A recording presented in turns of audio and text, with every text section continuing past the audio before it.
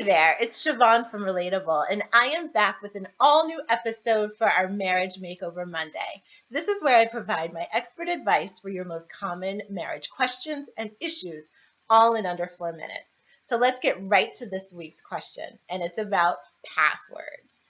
So, should you have each other's passwords? For example, cell phone, email, Facebook. And is it okay to check each other's phone from time to time? So, this is a great question and one that I'm sure many of us can relate to. The first thing that I'll share is that the strongest marriages are the most transparent marriages.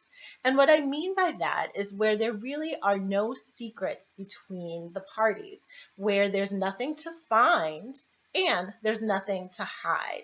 And so, if this is your situation where you and your husband are fully transparent with your passwords and both have access to each other's phones, then that is a good thing. It's a great sign that there is open communication and full transparency in your relationship. If this is not the case, then there are a couple of things I want us to think about. The first is if the person is unwilling to share this information, why? Why is that? What is there to hide, particularly if you're married?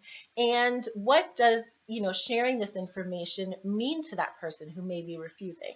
So it could be just general issues of privacy, and not feeling comfortable, having themselves exposed or things left for misinterpretation.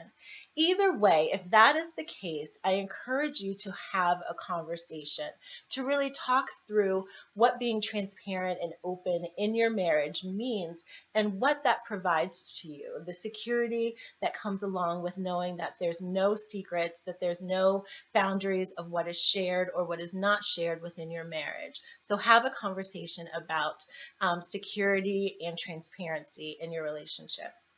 On the other hand, if you or your partner is wanting this information to sort of check up on each other or to catch each other doing something, maybe to the point where you're checking each other's private accounts constantly, then that's another point that needs a little bit more exploration. And so, why is that?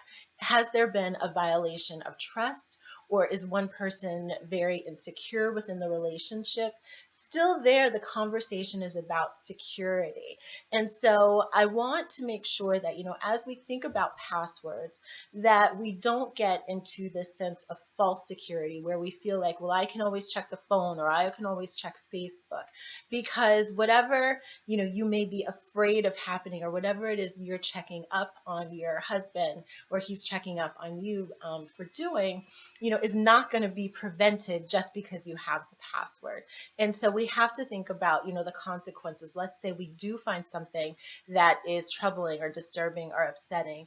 What will we do? How will we manage that situation? What are the consequences to, having someone overstep boundaries with another person on these social media outlets? So again, transparency is always a good thing in relationships because it does provide security. And if you're feeling insecure, whether that's a violation of trust or your partner is just not sharing information with you, then that's something that's not going to necessarily be rectified just by having a password and really requires a longer conversation.